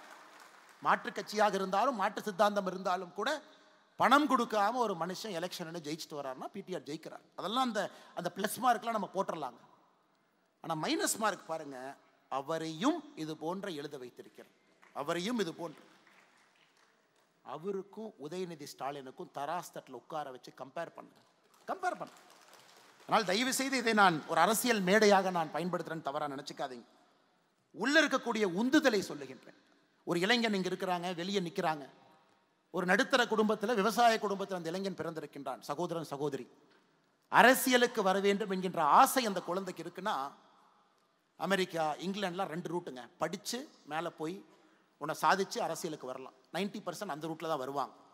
90% பெர்ஃபார்மன்ஸ் பாலிடிக்ஸ் படிப்பாங்க, ஒரு வேலை பார்ப்பாங்க, பேர் வாங்குவாங்க. ஒரு காலகட்டத்திற்கு பிறகு அரசியலுக்கு வர வேண்டும், மக்களுக்கு சேவை செய்யணும், இந்த ரூட். ஆனால் தமிழ்நாட்டில் பார்த்தீங்கன்னா இந்த ரூட்டு பொய் என்பதை நாம் தொடர்ந்து ஊர்ஜிதம் செய்து கொண்டிருக்கின்றோம். அடிமையாக ஒருத்தவங்களுக்கு ஜால்ரா போடணும், அவர்கள் நல்லவர்கள்னு சொல்லணும், இது போன்ற மந்திரமே நாயகரே இந்த மாதிரிலாம் எழுதணும். அதனால் இதையும் கூட நடுத்தர மக்கள் நீங்கள் கேள்வி கேட்கணுங்க. நடுத்தர மக்கள் கேள்வி கேட்கணும். இன்னைக்கு இருக்கக்கூடிய அரசியல் அறிவாளிகளை கூட அடிமைவாதிகளாக மாற்ற ஆரம்பித்தால் இந்த அரசியல் எங்கே போய் நிற்கும்? இன்னைக்கு ஆனந்த் ரங்கநாதன் ஐயா சொன்னாங்க, எனக்கும் பிடிஆர் அவர்களுக்கும் 1008 கருத்து வேறுபாடுகள் இருக்குங்க. அதெல்லாம் ஒரு பக்கம் விடுங்க. 1008 கருத்து வேறுபாடுகள் இருந்தாலும் அவருடைய சித்தாந்தத்தில் அவர் உட்கார்ந்துருக்கார். இன்னைக்கு ஒரு அரசியல் கட்சிக்குள்ள புது எனர்ஜி வேணும்னு நீங்க நினைச்சீங்கன்னா இது போன்ற மனிதர்கள் மட்டும்தான் ஒரு புது எனர்ஜியை கொடுக்க முடியும். இன்னைக்கு அவங்க நிலைமை, அடுத்து உதயநிதி ஸ்டாலின் அவர்கள் வர வேண்டும் என்றால் நாம் வர வேண்டும் என்பதற்காக எப்படியெல்லாம் மாறிட்டாங்க பாருங்க. அதனால்தான் அன்பு சகோதர சகோதரிகளே, இன்னைக்கு தமிழகத்தில் மிக முக்கியமாக நடக்கக்கூடிய அரசியலை மெரிட் பேஸ்டா, பெர்ஃபார்மன்ஸ் பேஸ்டா, சோஷியல் ஜஸ்டிஸ் ஓரியன்டாக கொண்டு செல்ல வேண்டும் என்றால் நடுத்தர மக்களுக்கு தான் இது பொருள். நீங்கள் தான் விழிக்கணும், நீங்கள் தான் உறுதியாக இருக்கணும், நீங்கள் தான் எழுந்து நிற்கணும். பிஸ்னஸ் பீப்புளுக்கு அவர்களுக்குரிய பிரச்சனை அவர்களுக்கு இருக்கு. எல்லோரும் இங்க இருக்கக்கூடிய சில மனிதர்களை போல கிடையாது. ஒரு பிஸ்னஸ் மேன் பொலிட்டிக்கல் ஸ்டாண்ட் எடுத்தா கரண்ட் வராது, தண்ணி வராது, ஹெல்த் இன்ஸ்பெக்டர் வந்து செக் பண்ணுவார், ப்ராடக்ட் வெளியே போகாதுங்க. எந்த அரசியல் கட்சியாக இருந்தாலும் பந்தாடி விடுவார்கள். பிஸ்னஸ் மேன் ஒரு பொலிட்டிக்கல் பொசிஷன் எடுக்க முடியாது. சில பேர் எடுக்கிறாங்க, அது அவர்களுடைய தார்மீக அந்த பவர். கீழ்த்தட்டு மக்கள், அவங்களுக்கு பொலிட்டிக்கல் பவரை என்ன போய் சேரலைங்க. அவர்களுக்காகத்தான் இவ்வளவு போராட்டம் நடக்குது. அவர்களுக்கு அரசியல் கைக்கு போகும் பொழுது ஒரு அதிகாரம் வரும். அண்ணல் அம்பேத்கர் அவர்கள் சொன்னது போல, படிப்பை விட அரசியல் எப்ப கைக்கு போகுதோ அன்னைக்குத்தான் கீழ்த்தட்டில் இருக்கக்கூடிய மக்கள் விழித்திருவார்கள். இன்னும் பொலிட்டிக்கல் பவரே போகாம இருக்கு. இன்னைக்கு அதை மாற்ற முடியும் என்று நீங்க நினைச்சீங்கன்னா மிடில் கிளாஸ் மட்டும்தாங்க நடத்தும். மாத சம்பளம் வாங்குகின்றோம் உண்மைதான், கடுமையாக உழைக்கின்றோம் உண்மைதான், நமக்கு நம்ம வேலையை பார்க்கறதுக்கே நேரம் இல்லை உண்மைதான், கிடைக்கிறதே ஒரு வீக்கெண்டுங்க, அதுலேயும் வாய்ஸ் ஆஃப் கோவையில் வந்து உட்கார வச்சுட்டீங்க உண்மைதான், எனக்கு என்னை பற்றி யோசிப்பதற்கே நேரம் இல்லை, நாட்டை பற்றி எங்க யோசிக்கணும் உண்மைதான். அதிலும் நீங்க மனசு வச்சு ஒரு சின்ன விஷயத்தை குறிப்பெடுத்து நீங்க பார்த்தீங்கன்னா நம்முடைய அரசியல் மாற ஆரம்பிக்கும். அதற்குத்தான் இந்த வாய்ஸ் ஆஃப் கோவை போன்ற சாமானிய மனிதர்கள் ஒன்றாக இணையக்கூடிய இது போன்ற நிகழ்வை நாம என்கரேஜ் பண்ணணுங்க, அவங்களை ஆராதிக்கணும், ஆமோதிக்கணும். ஏன்னா இதே மேடையில் நான் இருக்கும் பொழுது ஆனந்த் ரங்கநாதன் அவர்கள் பாரதிய ஜனதா கட்சியை பற்றி கிரிட்டிசைஸ் பண்ணாங்க. Fair enough, no problem. உங்க பார்வையில் நாங்கள் செய்யக்கூடிய ஒரு விஷயம் தவறு நினைக்கிறீங்களா, தயவு செஞ்சு சொல்லுங்க. உங்க பார்வையில் நாங்கள் செய்யக்கூடிய 10 விஷயங்கள் சரி நினைக்கிறீங்களா, தயவு செஞ்சு சொல்லுங்க. அதற்குத்தான் இந்த மேடை இருக்க வேண்டும் என்று கோயம்புத்தூர் பாராளுமன்ற தேர்தலுக்கு பிறகு ஆசைப்பட்டோம். அது இன்னைக்கு நடந்துகிட்டு இருக்கு. தொடர்ந்து இது போல நீங்க முன்னாடி எடுத்துட்டு போகணும். இன்னைக்கு ஒரு தார்மிக் ஃபங்க்ஷன்ல வந்து நான் தர்மாவை பத்தி பேசாம போனா ரொம்ப தவறா போயிடும். இன்னைக்கு இங்கிலாந்துல இருக்கக்கூடிய ஒரு மியூசியமுக்கு போங்க, museum of natural history London. எவ்வளவு வச்சிருப்பாங்க ஒரு மியூசியம், எவ்வளோ பொருள் உள்ளே இருக்கும்? யாராச்சும் ஒருத்தர் சொல்லுங்கண்ணா. ஒரு மியூசியம் ஆஃப் நேச்சுரல் ஹிஸ்டரி எவ்வளோ இருக்குங்கண்ணா? எவ்வளோ ஒரு மியூசியத்துக்குள்ளே எவ்வளோ தான் அடைக்க முடியும்? 2000, ஒரு 10,000, 1,00,000. மியூசியம் ஆஃப் நேச்சுரல் ஹிஸ்டரி லண்டனில் பார்த்தீங்கன்னா 67 லட்சம் பொருள் வச்சிருக்கான். 6.7 மில்லியன். 67 லட்சம், 6.7 மில்லியன். அதை பார்த்தீங்கன்னா டைனோசர்னுடைய போன்லேருந்து ஆரம்பித்து பூமிக்குள்ள முதல்ல வந்த மெட்ராய்ட்லேருந்து இந்தியாவிலிருந்து கடத்தப்பட்ட பொருளிலிருந்து எல்லாம் சேர்த்துனீங்கன்னா 67 லட்சம், 6.7 மில்லியன். பெரிய பெரிய மியூசியம், அஸ்மோலியன் மியூசியம் ஆக்ஸ்போர்ட் 2 மில்லியன், 20 லட்சம். பிட்ஸ் ரிவர் மியூசியம் நாகால, நம்முடைய ஊரில் இறந்து போன ஒருத்தருடைய மண்டை ஓட்டை அங்கே பார்க்கறதுக்காக டிஸ்பிளே பொருளாக வச்சிருக்கிறாங்க. நாகா ட்ரைபினுடைய ஒரு மண்டை ஓடு. கேட்டால் 200 வருஷத்துக்கு முன்னாடி நாங்கள் அங்கே எடுத்தோம் பாருங்க. ராபர்ட் கிளைவ் இந்தியாவையே சூறையாடினவர். ஏன் தாஜ்மஹாலை தனித்தனியாக பிரித்து இங்கிலாந்து எடுத்துகிட்டு போன ஐடியாவும் போட்டவர். அவருடைய பெயரில் இருக்கக்கூடிய கிளைவ் மியூசியத்துக்கு போங்க, அங்கே 46,000 பொருள் வச்சிருக்காரு. எதுக்காக இது சொல்கிறேன்னாங்க, இன்னைக்கு நம்முடைய பாரம்பரியம் உலகம் முழுவதும் சிதறி கிடக்குதுங்க. சிதறி கிடக்குது. முன்னோர்கள்லாம் சிதறி கிடக்குறாங்க. அதையெல்லாம் போய் ஒரு சாதாரண மனிதனாக அங்கே போய் நம்ம பார்த்தோம் அப்படின்னாங்க நம்முடைய வயிறு பற்றி எரியும். எல்லாம் நம்முடைய முன்னோர்கள், நம்முடைய கலாச்சாரம், நம்முடைய பாரம்பரியம். நமக்கு தெரியாதுங்க நாம் எப்படி வாழ்ந்தோம் அப்படி. அந்த ஈஸ்ட் இந்தியா கம்பெனியும் அந்த பிரிட்டிஷ் சாம்ராஜ்ய மனிதர்களும் அந்த 200-300 வருஷத்தில் மொத்தமாக இதெல்லாம் ட்ராஃபியை எடுத்துகிட்டு போயிட்டாங்க. இல்லை எடுத்துகிட்டு போயிட்டாங்க. நம்முடைய விநாயகர் சிலை சில வீட்டில் அலங்கார பொருளாக ரிசப்ஷனில் இருக்கு. திருமங்கை ஆழ்வார் இப்போ இந்தியா கொண்டு திரும்ப வருதுங்க ஆஸ்மோலியத்திலிருந்து. அது என்னன்னே தெரியாமல் ஒரு கண்காணிப்பு கேஸில் போட்டு வச்சுருந்தாங்க. காஞ்சிபுரம் கோவிலிருந்து திருடப்பட்ட திருமங்கை ஆழ்வார். இன்னைக்கு மிக மிக முக்கியமான ஒரு விஷயம், நம்முடைய கலாச்சாரத்தை நாம் மீட்டெடுக்க வேண்டும் என்றால், ஒன்று நம்முடைய கலாச்சாரத்தை பற்றி நம்ம தெரிஞ்சுக்கணுங்க, நம்பர் 1. இரண்டாவது, உலகம் முழுவதும் இருக்கக்கூடிய நம்முடைய கலாச்சாரம் சார்ந்த வேர்களை திரும்ப கொண்டு வரணும். இன்னைக்கு பெருமையாக ஒரு பாரதிய ஜனதா கட்சியினுடைய தொண்டனாக நாம் எல்லோரும் சொல்ல முடியும், மோடி அவர்கள் அதை செய்து காட்டி கொண்டிருக்கின்றார்கள் என்று பெருமையாக சொல்லலாம். நான் ஏதோ மோடி அவர்கள் கட்சியை சார்ந்தவன் அதனால் நான் வந்து சொல்கிறேன், உங்களுடைய கிளாப்ஸுக்காக சொல்கிறேன், அப்படி கிடையாதுங்க. 2014க்கு பிறகு கடந்த 10 ஆண்டுகளில் பாரத பிரதமர் நரேந்திர மோடி அவர்கள் உலகம் முழுவதும் நம்முடைய கலாச்சார விழுமியங்கள் பொருட்கள் என்ன இருக்குதோங்க 640 பொருட்களை நம்ம கொண்டு வந்திருக்கோம். 640. அமெரிக்காவிலிருந்து மட்டும் 578, ஆஸ்திரேலியாவிலிருந்து 39, இங்கிலாந்திலிருந்து 12, இது போன்ற எல்லா நாட்டிலிருந்து 640 தனித்தனி பொருட்களை கொண்டு வந்திருக்கோம். 2004 2013 வரை ஆட்சியில் இருந்தவர்கள் நம்முடைய நாட்டிற்கு திரும்பி கொண்டு வந்த கலாச்சார பொருள் 1. 1970 2004 வரை ஆட்சியில் இருந்தவர்கள் நாட்டிற்கு திரும்பி கொண்டு வந்தது 3. கணக்கு போட்டு பாருங்க. 1970 2014 வரை ஆட்சியில் இருந்தவர்கள் வெளிநாட்டில் இருக்கக்கூடிய நம்முடைய கலாச்சார விழுமியங்களை திரும்ப நாட்டுக்குள்ள கொண்டு வந்தது 4. 2014 24 வரை நாம் கொண்டு வந்திருக்கக்கூடிய பொருட்கள் 670. இதுதாங்க டிஃபரன்ஸ். ஆனால் இன்னும் லட்சக்கணக்கான பொருட்கள் இருக்குது. இன்னும் லட்சக்கணக்கான பெயின்ஸ்டேக்கிங் ஒர்க். பிரிட்டன்லேருந்து எதுவுமே நீங்கள் கொண்டு வர முடியாது. கேட்டால் ஒரு சட்டம் வச்சிருக்கான், பிரிட்டிஷ் மியூசியம் ஆக்ட் 1963. ஒரு மியூசியத்துக்குள்ள ஒரு பொருள் இருந்தால் மியூசியத்துக்கு தான் சொந்தம். அது திருடு போன பொருள் நீங்கள் ப்ரூவ் பண்ணால் திரும்ப கொடுக்க மாட்டோம்.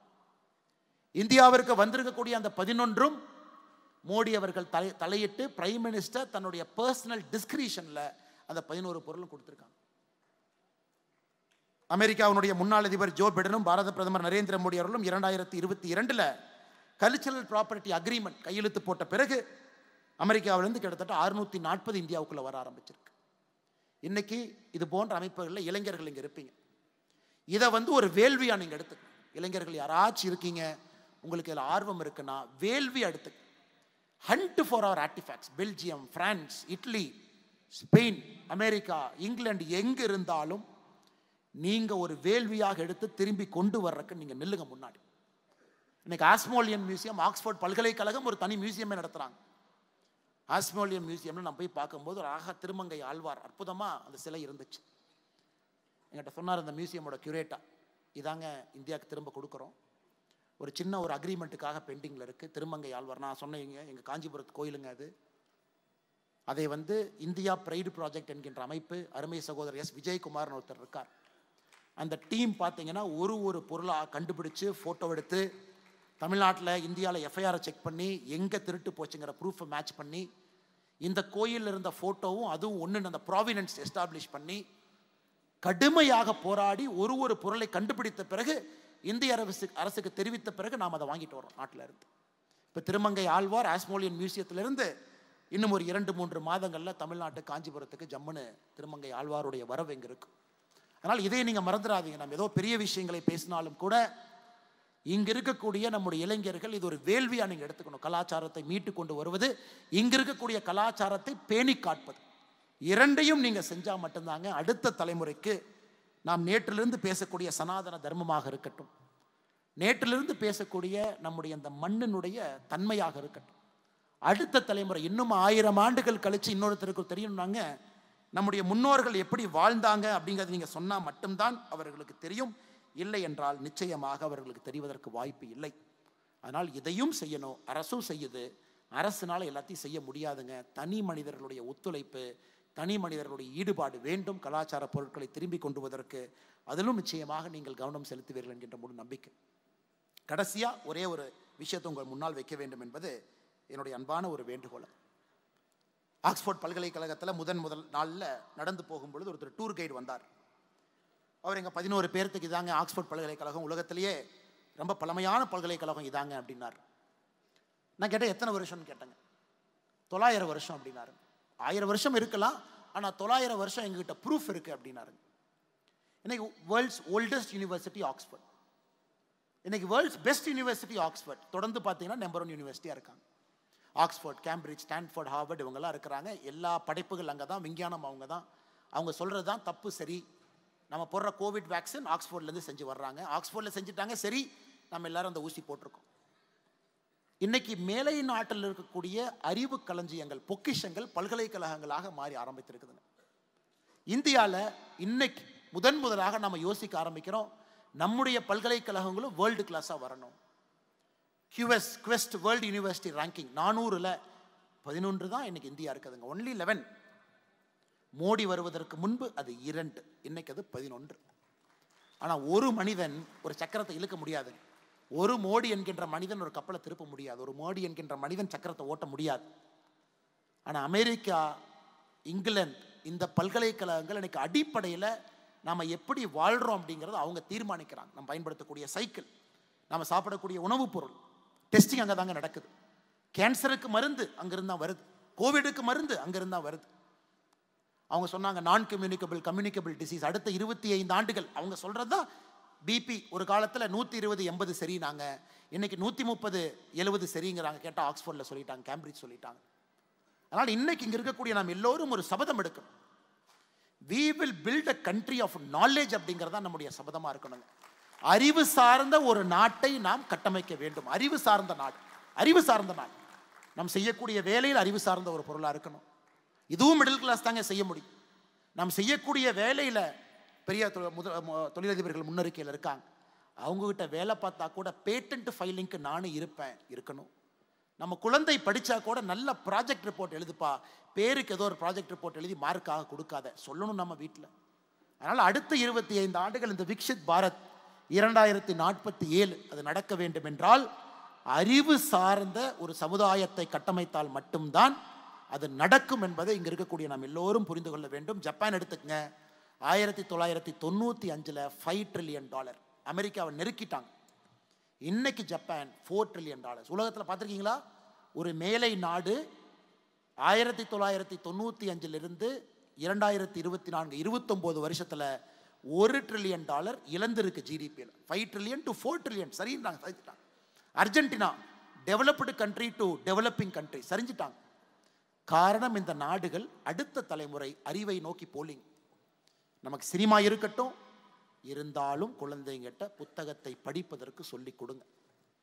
நெட்ஃப்ளிக்ஸ் இருக்கு, அமேசான் இருக்கு, லட்சக்கணக்கான ஆயிரக்கணக்கான சீரியல் இருந்தாலும் வார வாரம் உங்க குழந்தை ஒரு புத்தகமாச்சு படிக்கிறாரா? பரீட்சை வைங்க. அல்லது நீங்க புத்தக கடைக்கு நீங்க கூட்டிட்டு போறீங்களா சொல்லுங்க.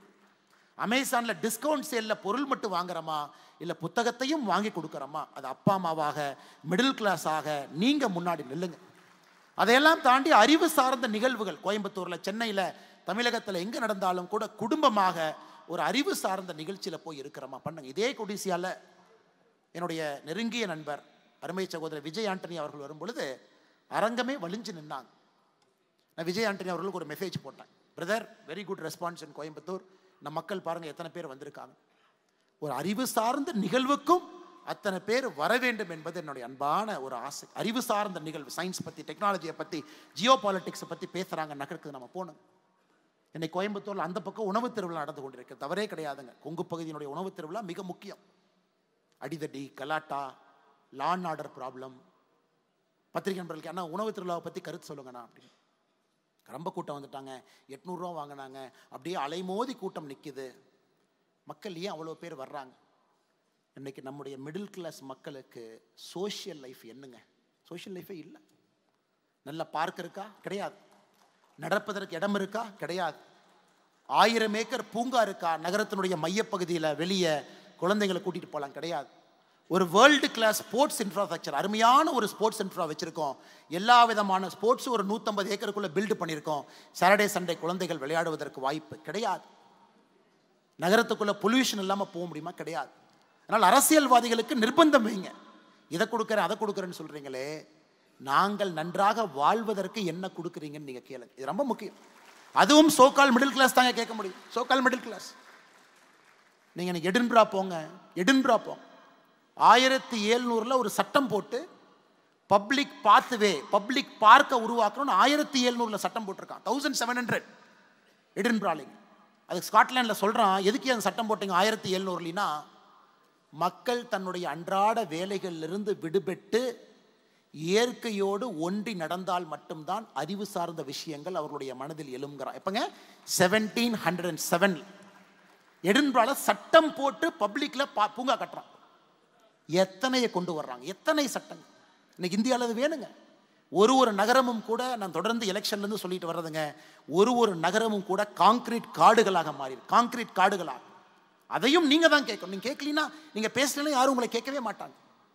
நீங்கள் பேசலைன்னா அவங்களுக்கு தெரியும், இதுக்கு ஒரு டிக்கு, இதுக்கு ஒரு டிக்கு, வடக்கு தெக்குக்கு ஒரு டிக்கு, ஹிந்தி திணிப்பு ஒரு டிக்கு, எல்ஐசியில் யாரோ கிளர்க்கு ஹிந்தி லெட்டர் எழுதுனா அவனுக்கு ஒரு டிக்கு, டங்ஸ்டன் கொடுத்தாங்க அதுக்கு ஒரு டிக்கு. இப்படித்தான் அரசியல் இருக்குமோ தவிர, நீங்கள் பேசாத வரை இது அறிவு சார்ந்த அரசியலாக மாறுவதற்கு வாய்ப்பு கிடையாது. அதனால் என்னுடைய அன்பார்ந்த மிடில் கிளாஸ் நண்பர்களே, மக்களை இப்படி தாங்க சொல்லணும்.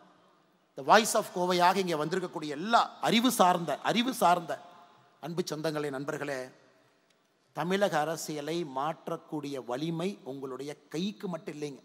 எல்லாம் சொல்லுவாங்க கைக்கு இருக்குன்னு. கை கிடையாதுங்க, வாய்க்கு இருக்கு. நீங்கள் பேசணும். ஓட்டு போடுறது கையுங்க, ஆனால் பேசுறது வாய். ஆனால் இன்னையிலிருந்து தமிழக அரசியலில் புதிதாக நாம் சொல்வோம், ஓட்டு போடக்கூடிய மக்களே, கைக்கு இருக்கக்கூடிய வலிமை உங்களுடைய வாயுக்கும் இருக்கட்டும் என்று சொல்வோம். காரணம், கையினுடைய வலிமை அரசியல்வாதிகளுக்கு தெரிவது கிடையாது, ஓட்டு போட்ட பிறகு தெரியும். ஆனால் நீங்கள் பேச ஆரம்பிக்கணும். அதற்கு இது போன்ற ஒரு ஃபோரம், இது போன்ற அமைப்புகள், இது போன்ற ஒரு நல்ல ஒரு மக்கள் கூடியிருக்கக்கூடிய சந்தர்ப்பத்தில் வேறு வேறு கருத்துக்கள் பேசக்கூடிய மக்கள் மேடையின் மீது வந்து பேசுங்க, கிரிட்டிசைஸ் பண்ணுங்க, தைரியமாக பேசுங்க, நல்லது சொல்லுங்க, கெட்டது சொல்லுங்க, கோவைக்கான விஷன் சொல்லுங்க, இந்தியாவுக்கான விஷன் சொல்லுங்க, என்ன வேண்டும் என்று சொல்லுங்கள். நிச்சயமாக அது நடக்கும். காரணம், அரசியல்வாதிகள் தான் ஸ்மார்ட்டஸ்ட் பொலிட்டிக்கல் அனிமல். காட்டில் வந்து யானை ஷார்ப்பு கிடையாதுங்க, அரசியல்வாதி தான் ஷார்ப்பு. ஏன்னா மக்கள் என்ன யோசிக்கிறாங்கன்னு பார்த்தோன்னே கண்டுபிடிச்சிருவாங்க. ஆனால் நம்ம யோசிக்கணும், அதை வெளியே காட்டணும். காட்ட ஆரம்பிச்சிங்கன்னா மிடில் கிளாஸை நோக்கி அரசியல் வர ஆரம்பிக்கும், உங்களுடைய ஏற்றத்திற்காக வர ஆரம்பிக்கும். நாம் வந்து வயசானதுக்கப்புறம் பணக்காரங்களாகி பிரச்சனை இல்லைங்க. சைனா பாருங்கள், they become rich but they become older. இன்றைக்கி இந்தியாவில் எவ்வளவு பெரியவங்க, 60 வயசுக்கு மேலே எவ்வளவு பெரியவங்க இருக்கிறாங்க. அந்த பெரியவர்களுக்காக ஒரு சமுதாயத்தை உருவாக்கி இருக்கிறோமா? கிடையாது. பெரியவர்களுக்காக நடைபாதை கிடையாது, பெரியவர்களுக்காக பூங்கா கிடையாது. 60 வயதிற்கு மேலே 80, 90, 100 வரை சேஃபா, செக்யூரா பெரியவர்கள் வாழ்வதற்கு ஒரு நகரத்தினுடைய கட்டமைப்பு இருக்கா? கிடையாது. அப்போ பெரியவர்கள் பேசணும், பெரியவர்கள் பேசணும். எத்தனை பேர் வெளியே போகும்போது எல்லாம் நம்ம வந்து இன்ஹேல் பண்ணுறோங்க, எவ்வளோலாம் இன்ஹேல் பண்ணுறோம். எவ்வளோ வெஹிக்கிள் பொல்யூஷன். யாரோ சொன்னாங்க என்கிட்ட, ஆனால் நீங்கள் வந்து பிஜேபி தலைவராக மோடி கடிதம் எழுதுறீங்க, இதுவரைக்கும் இந்தியாவில் யாருமே பண்ண மாட்டாங்கன்னா, சென்னை மெட்ரோ வேண்டும் என்று நீங்கள் எதுக்கு நான் கடிதம் எழுதுனீங்க? அது மத்திய அரசு கொடுக்கும், மாநில அரசு நாங்கள் தான் செய்கிறோம், நீங்கள் எதுக்கு கடிதம் எழுதுனீங்க? கட்சியில் ஒரு பெரிய தலைவர் எனக்கு தொலைபேசி மூலமாக அழைத்து சொன்னாங்க, இதுவரைக்கும் இந்தியாவில் எந்த பிஜேபியிலிருந்தும் கூட ஒரு ஸ்டேட் யூனிட் மோடி அவர்களுக்கு கடிதம் எழுதி, ஐயா எங்கள் ஊருக்கு மெட்ரோ கொஞ்சம் தாமதமாக வருது, இவங்க லோக்கல் அரசியல் பண்ணி வர்ற மெட்ரோ வராமல் பண்ணிடுவாங்களாட்டிருக்குது, கொஞ்சம் நீங்கள் டக்குன்னு அந்த மெட்ரோ ஃபேஸ் 2 கொஞ்சம் கொடுத்துருங்க ஐயா, ஒரு 43,000 கோடி செலவு பண்ணுங்க ஐயான்னு தமிழ்நாடு பாரதிய ஜனதா கட்சி சார்பாக நாங்கள் கடிதம் எழுதினோம். காரணம், எங்களுக்கு அது சரி என்று பட்டது. மோடி அவர்களும் ஒரு வாரத்தில் சென்னை ஃபேஸ் 2 மெட்ரோவை மத்திய அரசு ப்ராஜெக்டை அனௌன்ஸ் பண்ணிங்க, 43,000 கோடி ஒதுக்கினாங்க. கோயம்புத்தூருக்கும் அதையே நாங்கள் செய்ய இருக்கின்றோம், செய்ய போகின்றோம். கோயம்புத்தூருக்கும் அது நடக்கும். காரணம், வாழ்வியல் முறையை மாற்றித்தாங்க ஆகணும். நான் என்ன சொல்கிறேன்னாங்க, கொஞ்சம் நீங்கள் எங்களை ஃபோர்ஸ் பண்ணுங்கன்னு நான் சொல்கிறேன். நீங்கள் அரசியல் கட்சிகளை ஃபோர்ஸ் பண்ண, உங்களை நோக்கி வர வைங்க, டெவலப்மெண்ட்டை நோக்கி வர வைங்க. குறிப்பாக உங்களுடைய வாழ்வியல் முறையில் உங்கள் வாழ்க்கை நன்றாக இருப்பதற்கு என்ன தேவையோ அதை நோக்கி கொண்டு வருவதற்கு அரசியல் கட்சிகளை தள்ளுங்க. அதற்கு இந்த வாய்ஸ் ஆஃப் கோவை போன்ற பல பிளாட்ஃபார்த்தை நீங்கள் ஏற்பாடு செய்யுங்க. அதே நேரத்தில் ஏதாச்சும் ஒரு அரசியல் கட்சியை பற்றி தவறாக சொல்லியிருந்தா மன்னிப்பு கேட்டுக்கிறேங்க. நோக்கம் வந்து எந்த ஒரு அரசியல் கட்சியும் புண்படுத்த வேண்டும் என்கிற நோக்கம் கிடையாது. அதே நேரத்தில் அரசியல் எப்படி மாறி இருக்கிறது என்பதை சுற்றி காட்டுவதற்கு சில எடுத்துக்காட்டுகளை சொல்ல வேண்டிய கட்டாயம். அதனால தான் அண்ணன் பிடிஆர் அவர்களை பேரையும் பயன்படுத்தினுங்க, இதையும் காமிச்சேன். என்னென்ன அண்ணன் மார்க்கெட்டிங் பண்ணி 2வது முறையும் காட்டுறாருன்னு நினைக்காதீங்க. இருந்தும் எனக்கு இது மனதில் அது பட்டுச்சு, அது உங்களிடம் சொல்ல வேண்டும் என்பது என்னுடைய ஆசையாக கூட இருந்துச்சு. இது நிறையா பேர் மிக கடுமையாக உழைத்திருக்கின்றார்கள். குறிப்பாக அருமை சகோதரர் சுதர்ஷன் அவர்கள். சுதர்ஷன் அவர்களை பொறுத்தவரை ஒரு சக்ஸஸ்ஃபுல் மார்க்கெட்டிங் ஒரு பர்சன். அவருக்கென்று தனியாக ஒரு நிறுவனம் இருக்குது. ஆனால் இன்றைக்கி உங்கள் எல்லோரையும் ஒருங்கிணைத்து எல்லோரும் இணைந்து இது போன்ற ஒரு நிகழ்வை கோயம்புத்தூர் நடத்தி காட்ட முடியும் என்பது மற்ற ஊருக்கு இது ஒரு எக்ஸாம்பிளுங்க. திருநெல்வேலி, மதுரை, எல்லா ஊரிலையும் அந்தந்த குரலாக நிறைய இயக்கங்கள் வருவதற்கு கோயம்புத்தூர் முன்னோடியாக இருக்கட்டும். அதற்கு அருமை சகோதரர் சுதர்ஷன் அவர்களுக்கு முதல் நன்றியை தெரிவிச்சுக்கணும். நான் சொல்லியிருந்தேங்க, 1 மாதம் முன்னாடியே சொன்னேன்.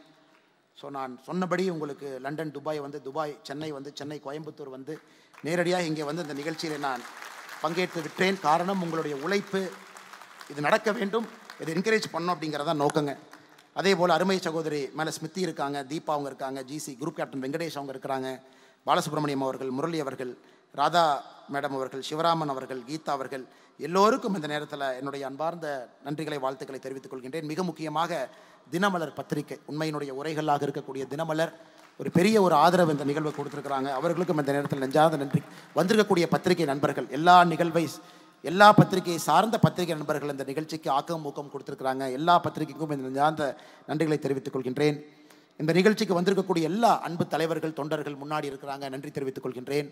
அரசியல் சாராதவர்கள் வந்திருக்கிறீங்க, உங்களுக்கும் நன்றி தெரிவிச்சுக்கிறேன். அடுத்த ஆண்டு எல்லா அரசியல் கட்சி தலைவர்களையும் கூப்பிடுங்க, எல்லா அரசியல் கட்சியும் பேச வைங்க, எல்லோரும் அவங்களுடைய விஷயத்தை சொல்லட்டும். அதன் மூலமாக மக்களுக்கு ஒரு தெளிவு கிடைக்கட்டும்.